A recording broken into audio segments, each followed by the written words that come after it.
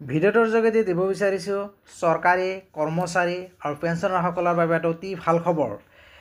দেৱালীৰ পূৰ্বে কৰ্মচাৰী আৰু পেঞ্চনাৰসকলৰ মৰিগাঁও বানজ বৃদ্ধি কৰা হৈছে। 3% দিয়ে বৃদ্ধি কৰিছে। চ' আগতে পাই আছিলে 55% আৰু এই 3% এড কৰিলে হ'ব 58%। জুলাই মাহৰ 1 তাৰিখৰ পৰা এই 3% দিয়ে ইনক্ৰিজমেণ্ট কৰাৰ কথা ঘোষণা কৰিছে। কেন্দ্ৰীয় কৰ্মচাৰীসকলৰ 3% দিয়ে বৃদ্ধি কৰিছে। কেবিনেটত ইতিমধ্যে এপ্ৰুভ হৈ গৈছে। চ' যিহেতু ৰাজ্যিক কৰ্মচাৰীসকলক কেন্দ্ৰীয় কৰ্মচাৰীৰ সমাহাৰত দৰমহাৰ লগতে দিয়ে বৃদ্ধি কৰা হয়, গতিকে অসম চৰকাৰেও অতি সোনকালে এই 3% দিয়ে বৃদ্ধি কৰিব। ইয়াৰ ফলত 55%ৰ দিয়েৰ এতিয়া হ'বগৈ 58%।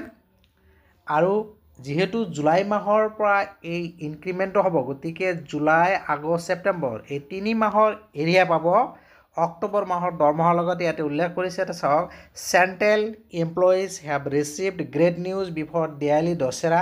Cabinet approve 3% increase in inflation allowance দিয়ে hike.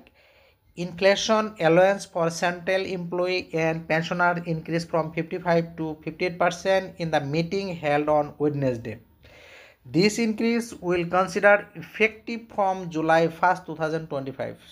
Employee will given July, August and September arrears before Diwali with October salary. গতিকে অক্টোবৰৰ দৰমহাৰ লগতে দেৱালীৰ পূৰ্বেই এই 3 মাহৰ বকেয়া লাভ কৰিব।